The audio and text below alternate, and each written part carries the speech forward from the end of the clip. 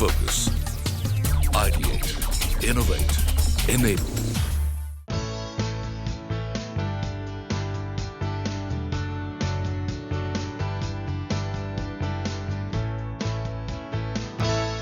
Hello and welcome to Incredible Journeys, Brands and Leaders, a special series that focuses on some of India's leading brands and brings you face to face with the people behind them.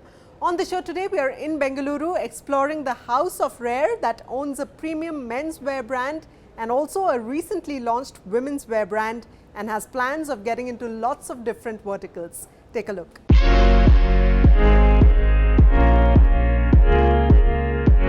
With humble beginnings as textile traders in Mumbai in the early 1980s, the Radhamani Group, helmed by its founder Murari Lal Podar, transitioned into manufacturing textiles for major brands in Europe over the next 2 decades.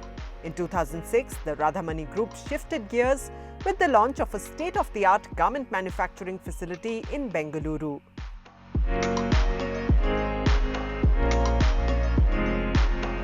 Spread across 10 acres with an annual production capacity of over 3 million shirts, the Radhamani Group has been manufacturing garments for the choicest labels in Europe ever since.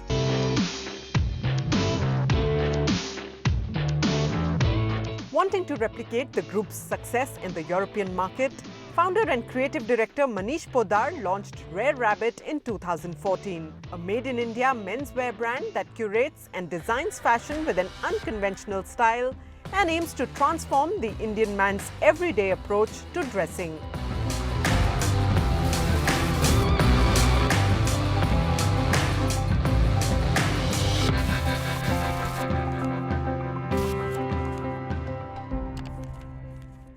And now I'm in conversation with the founder and creative director of Rare Rabbit, Manish Podar. Manish, welcome to the show. It's a pleasure to have you with us here today. Pleasure is mine too. Well, you come from a business family, the Radhamani Group, and your father started off with textile manufacturing, textile trading first and then manufacturing back in the 1980s.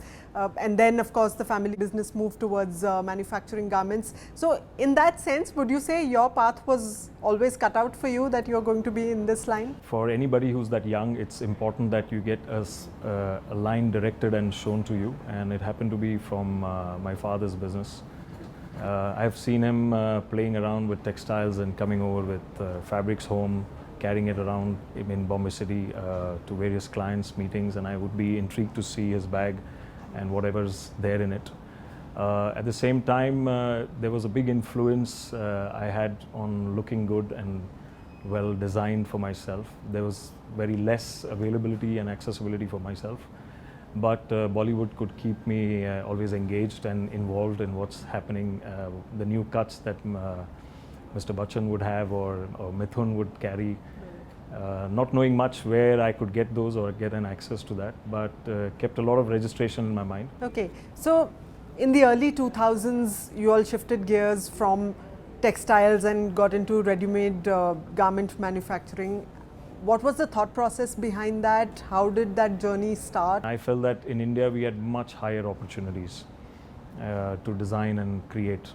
It happened to see from a window of an Italian brand which had a linen shirt with block printing from India, which was selling at almost an exorbitant price.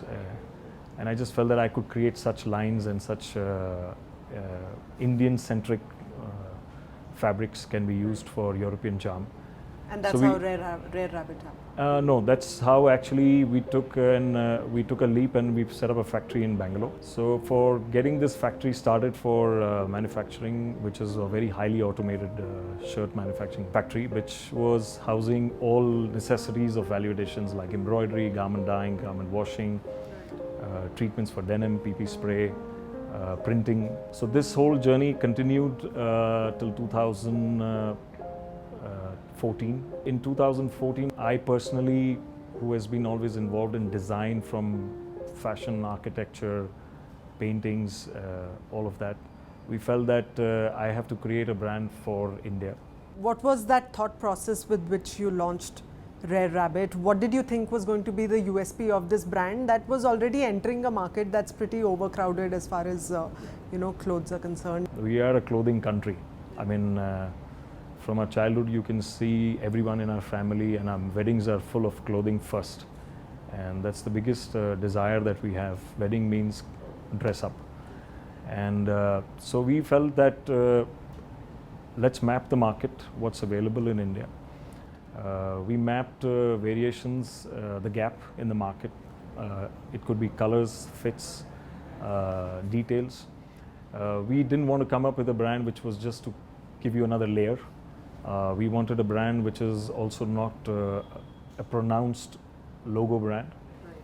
So because I personally have never worn any apparel which has got a branding on it, because it kind of discriminates and gives you you judge the person by what he's carrying. So it kind of shies you out, and I have never done that for myself. Rare Rabbit was a formula created with a pilot store which we had in our office, and we had to even decide the size. We didn't want to overgrow ourselves and shoot our foot, because no one is going to believe our story at the initial stage. Retailers, mall operators, retail partners, the large format stores of India. We had a learning that we will have to only go with our own stores for the first round, which is quite a capex high, and it would give us a better visibility. And that's how we started with Rare Rabbit Men. Right. And what is your pricing strategy? Are you targeting, I mean, I know you're for the urban consumer, but amongst the urban consumers, you're targeting the premium segment. Where would you place yourself? We've actually managed to create a niche of a shift between availability and luxury. So we are more on the premium side. We are not so expensive in terms of price level. It's hardly 15 or 20% up from any available Indian or available accessible brands in India, international or Indian actually. So, and at times we are the same, but our product quotient is much higher. Detailing of every product is like a discovery. One will actually feel when he wears it. Time to time, he will have a journey for himself. Right. So we are more about details inside the product for himself than for someone who's looking at him.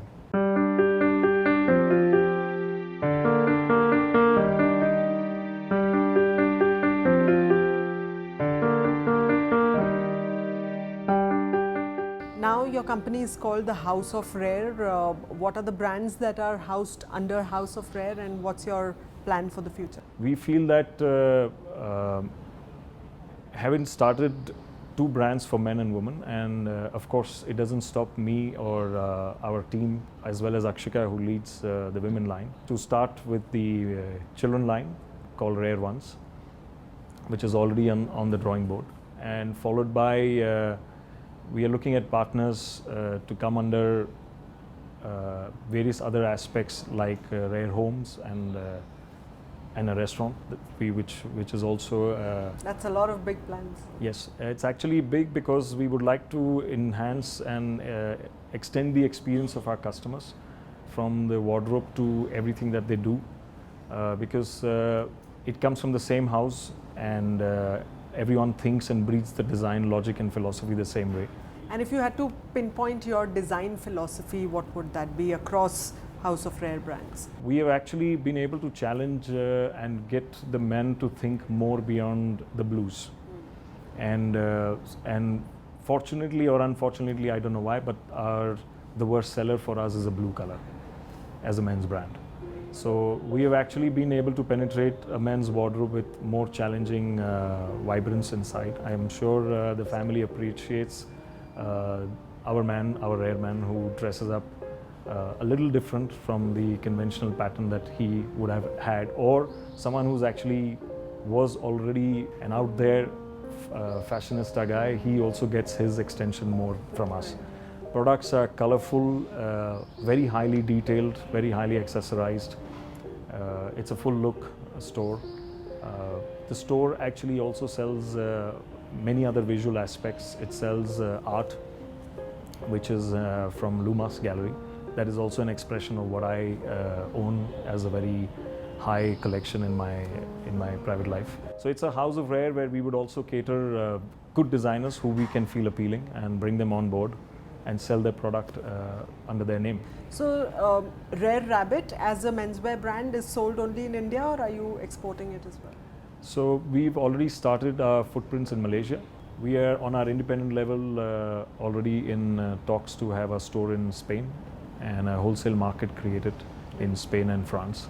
So that would be our a big pride of taking made in India noise from India to overseas, where I've actually stayed and I've seen India from there for most of my life, and I would love to see our brand.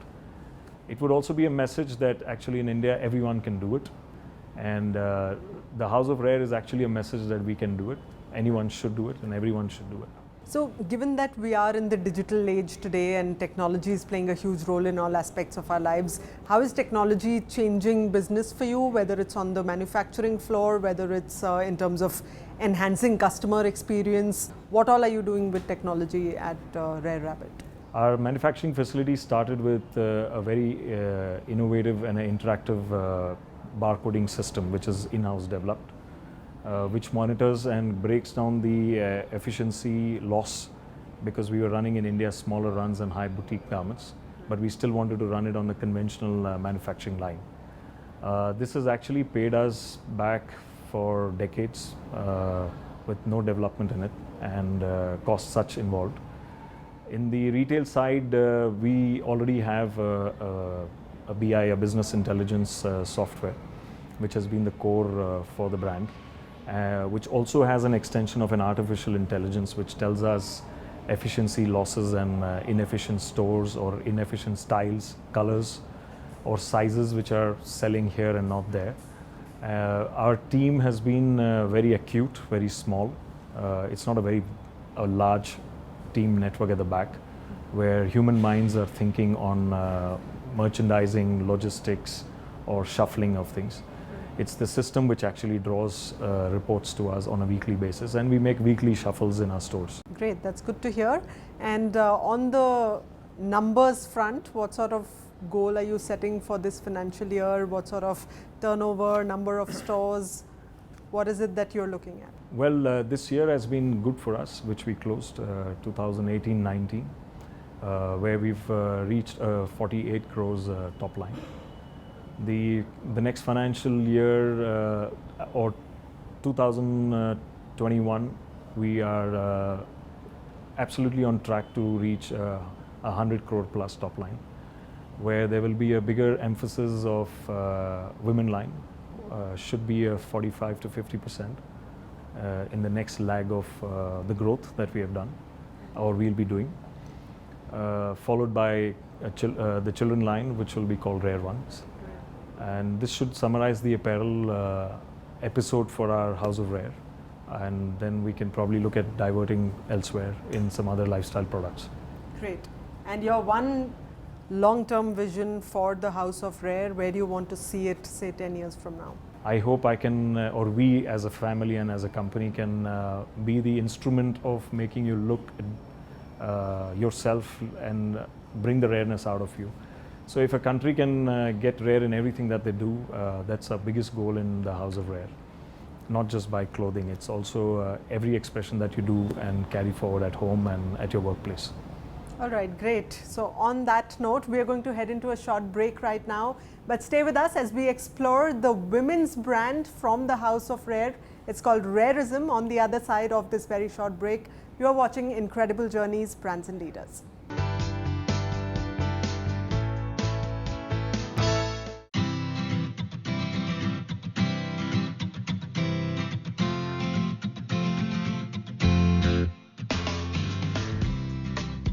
Taking its style and comfort agenda one step ahead, the House of Rare recently launched Rareism, a chic women's wear brand that signifies individuality and originates from the sensibility that women love to dress up and look their best. Changes coming down on me,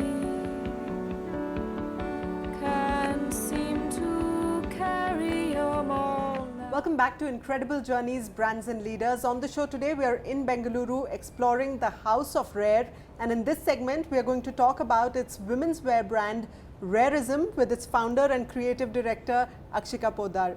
Akshika, welcome to the show. Thank you very much for having me. First up, Rareism. That's your women's wear brand, and the menswear brand is called Rare Rabbit. So I understand the need to have rare in there, but what was the whole thought process behind keeping the name Rareism?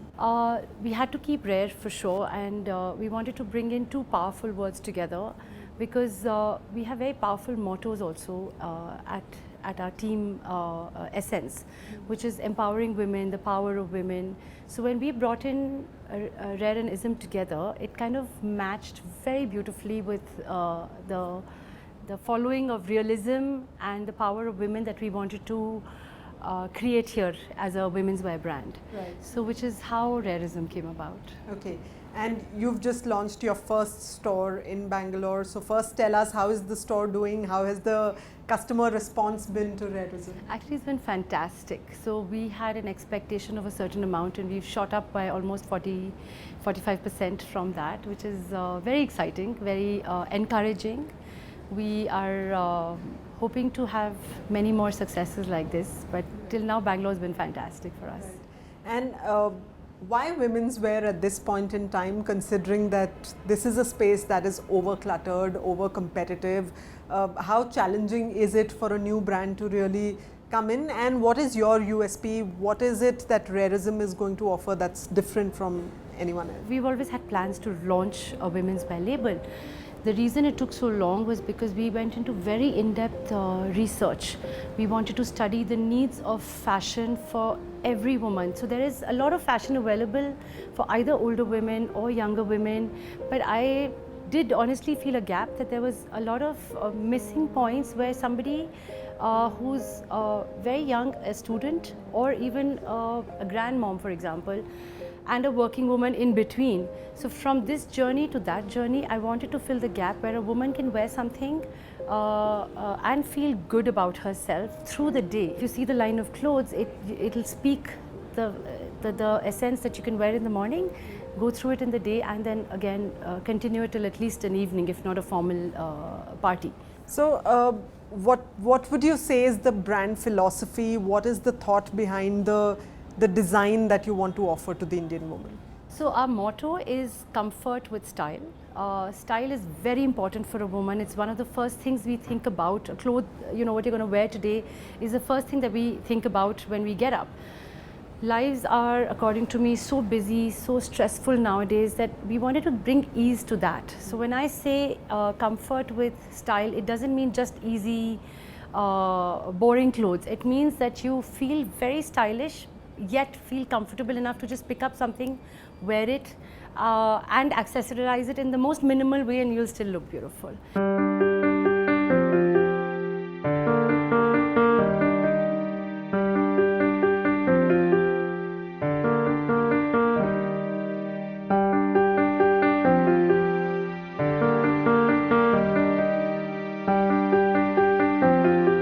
What are the highlights of the spring-summer collection of 2019 that is already in your store this year? What sort of colors are you playing with? What sort of designs? And are these influenced by globally whatever's going on? So you see, there is always an influence because you see the colors and then you want to have those colors too. So there is an influence, but also there is the understanding what suits the various skin tones that we have. You know, from a Kashmiri to a South Indian, we have such varied skin tones.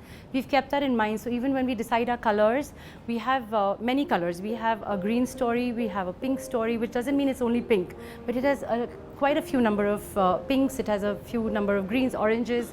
But when we place those colors, at least one tone of orange or one tone of green should suit 5 skin tones. A woman, she should feel happy when she comes into Rareism and says, hey, I can pick up something, which actually is what we love to achieve, and I think we're achieving it. Yeah. And on the store design front, I know that you have a love for all things pretty and perhaps going on to opulence as far as stores are concerned. So what is the theme of your, you know, what's the thought behind the visual design and the visual concept of stores? So, you know, I love to keep my stores very minimalistic, very clean lined. Also because if you have the background, which is like a canvas, the products become the art, the garments become the colors, that's how we've kept the store look. But we also like to provide our consumers with all the engages. We try to engage all their senses.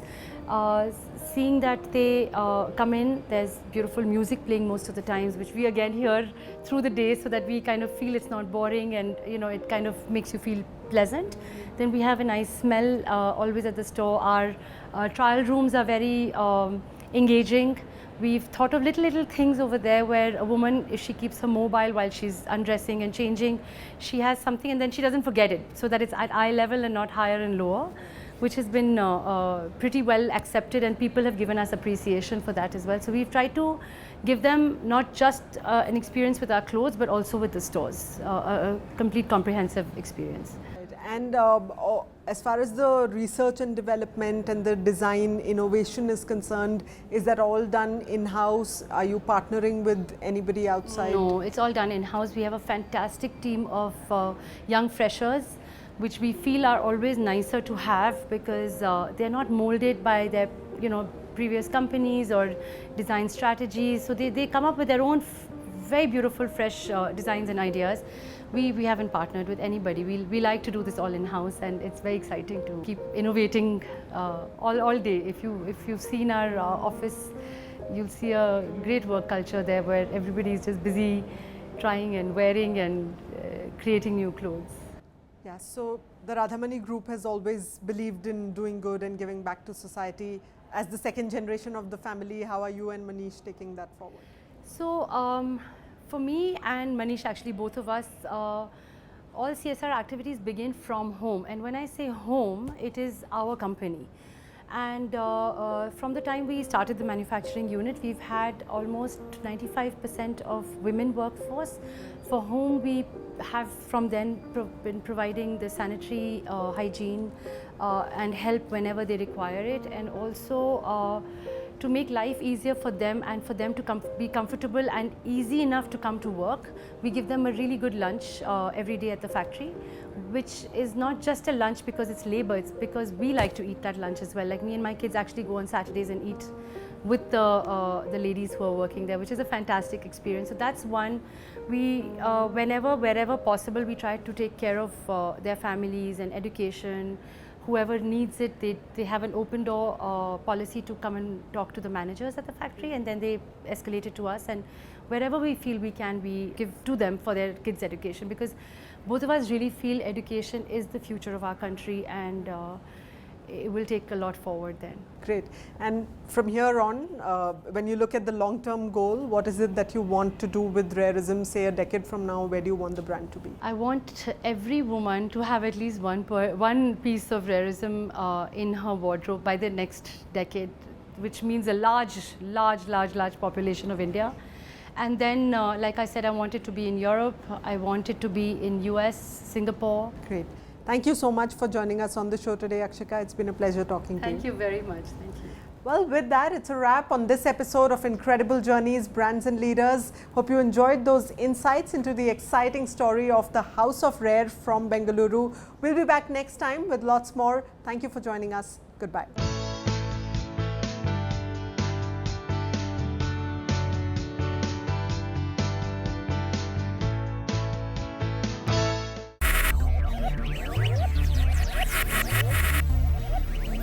Focus, ideate, innovate, enable.